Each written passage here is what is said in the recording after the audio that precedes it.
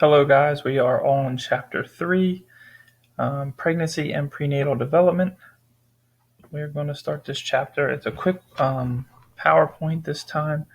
So, we start off with the germinal period, which is 2 weeks after conception. And this is the part of mitosis where cells just start replicating a lot. From 2 to 8 weeks, you have the embryonic period. That's where embryo, umbilical cord, and placenta start to develop. Um, and then that's the part of the huge debate about abortions, where you get into is when does life actually occur? Is it the germinal period? Is it the embryonic period? Or is it the fetal period, which is about 2 to 7 months? Usually they say right around that end of that first trimester, people who are very conservative will be like, oh, this is it. This is where you can't make any of those decisions anymore. You have to have the baby. So if you can do your own research on that, and obviously everybody will have their own opinions on that. But some tests during this time, ultrasound is one that you probably heard of. That's where they put a little bit of gel on your belly and they look into your body, not your bones, but the organs and everything, and they can see the baby. And depending on the shifting of the baby, they might be able to tell the sex. Um, so a sonogram is just it's like holding a microphone up to the baby and hearing heart rate and movement and everything. Um, one of the a controversial thing is an amniocentesis, and we talked about a little bit about this in chapter 2, in which 1 in 200 to 300 people miscarry, but there is a lot of good information that you can get from amniocentesis, so it is like another controversial thing in prenatal development. And if you're not sure what miscarry means, that's where you are pregnant, but you lose the baby before birth. The baby can anything from a spontaneously abort or an amniocentesis would be a procedure that where they stick a needle into the sac and they pull a little bit of fluid out, and that can abort the fetus. All right, here's what your stages look like. If you want to pause the video and just look at this, that's totally cool. But it's pretty neat information to see how it develops. All right, first 2 stages, the germinal stage. So this is where your mitosis is happening. This is your rapid cell division. So it goes from 1 cell to 2 cells to 4 cells, and it just keeps going. And then the wall of the uterus is going to start to build. So think of it like a force field around your baby. So that is going to really protect your baby and allow it to grow. After that second week, you go into the embryonic stage. That's where the growth and development of all your systems and organs are occurring. This is where spontaneous abortion can occur. That's called a miscarriage. And sometimes there's a natural expulsion of the embryo from the uterus, which means the embryo doesn't stay in the uterus, it detaches, and that can cause huge problems in your pregnancy. The fetal stage, 8 weeks to birth. This is going to be where you see the limbs growing. You're going to be able to see the sex of the baby. You're going to see the baby go from something that looks like a peanut to something that looks like the size of a golf ball, or and then from a golf ball to like a piece of fruit, like a tomato, and then from a tomato to like a grapefruit. Like it just keeps growing. This is where you want to talk to it, let it hear music, let it hear noise in the room. You want to expose it to different things. Now, there's not 100% research that says that it really makes you smarter or anything like that, but you are exposing the baby to noises. If it gets used to noises and sounds in utero when the mom's carrying it, you are exposing it to those same similar sounds when the baby is born. Ultrasound, quickly went over earlier, high frequency sound waves. You just want to make sure everything's processing normally with a pregnancy. You can see movements. You can see sizes of things. So when those body parts start to develop, you will see the fingers, and you'll see like a curved hand and a foot. You can see like the head is really big and it looks like almost alien-like. It can show you different states of the sleep patterns of the baby, and cardiac reactivity is the heart rate.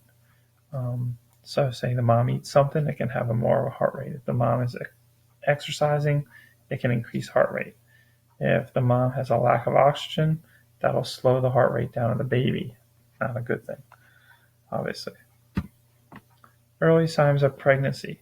So, what do you think you would see in pregnancy? We would normally go over this in class, but since we might not be in class, this is some things you might have.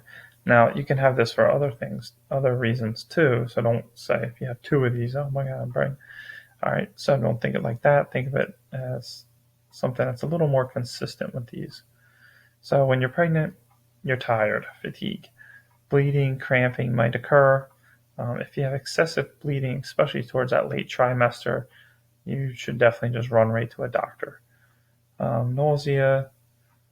My wife threw up for endless months, and she would only be able to eat little crackers, a couple crackers at a time. Like every half hour, she had to have a cracker or two, and then repeat and repeat and repeat. The nipples and the breasts are very tender. You go to the bathroom a lot because as this baby grows, it's pushing on your bladder, which is decreasing the size of the liquid that your bladder can hold. You can get mild headaches. You can be constipated, mood swings because of all the hormones that are happening when you're pregnant. You go from one extreme to another: faintness and dizziness, and raised body temperature. All right, early development of a human embryo. You can see with the very, very base on the right side as it starts to grow and it gets fertilized. So it's just that single egg, that oocyte, and it moves to the fertilization process as we're going up and to the left. Sperm tries to get in. Only the strongest ones can break through and get into to fertilize. And you see the egg and the sperm nucleus. They're going to come together. They form the zygote, and then it starts to. That's where your mitosis starts to happen, and then it goes to 2, 4, 8 cell, continues and just keeps growing. And then from there, then you're pregnant. I'll just pause this if you want to see when things develop, whether it's a positive thing or a negative thing. At the bottom, you'll see a little key where it says sensitive period, either a less sensitive period or a highly sensitive period. Highly sensitive period means you have to pass that stage to make sure you're not going to have that. The low sensitive period are about the times where those things will start to develop. They're not as critical though. All right. A tetra. Oh man, I messed that up. Tetragen is an environmental agent, virus, drug, radiation, which can interfere with normal development. They can cause cancer. At this time, being a pregnant woman, you want to have 300 to 500 more calories a day than you normally have. So if you're on a 2,000 calorie diet, you want to probably shoot for like 2,300 to 2,500, depending on your situation. Obesity before pregnant, 18% increase the baby's chance of having a heart defect. So, a lot of in chapter 2, I told you a lot of things that you want to pay attention to prior to having a baby. Trying to get your weight down might be one of those things. So you have 18% chance is pretty high. So you think of 1 in every 5 to 6 people who are obese and have a baby, their baby is going to have a heart problem. While you're pregnant, you want to have fish that's high in DHA, that's your omega fatty 3 acids, like we talked about, salmon, tuna. They allow the brain development to occur, and they also help sleep. Folic acid, they're from your fruits and vegetables. If you don't get a lot, you might have to increase your folic acid, so definitely talk to your doctor about that. Vitamin D, it is proposed that it could lead to MS if you don't have enough of it. Like I said, talk to your doctor about that stuff, or if you have a nutritionist. Any drugs and alcohol, like fetal alcohol syndrome, it's FAS, you want to try to minimize as much as you can during this time. Do people drink and have normal births? Sure, absolutely. Uh, it's just a chance that you have to take. I know some doctors say you can have a glass of wine here and there. Um, when you're breastfeeding, they're going to say you can have beer to stimulate milk production. You just might have to dump out breast milk or get rid of it so it doesn't go into the baby's system. If it's prenatal alcohol, is the most common cause of mental retardation, but it's 100% preventable. So if you are drinking a lot, um, it's easy to stop drinking to provide your kid with the best chance of uh, brain development. So breastfeed 2 hours after you drink a glass. That might be of beer or wine or something like that, mixed drink. You want to give yourself some time for that to get out of your system, because you could pass it to the baby. Stress is a huge factor in all of our lives, obviously, but when you're carrying a newborn baby as a pregnant person, stress is huge. So you're not stressing that baby out and increasing its heart rate and getting it used to like an anxiety kind of feeling.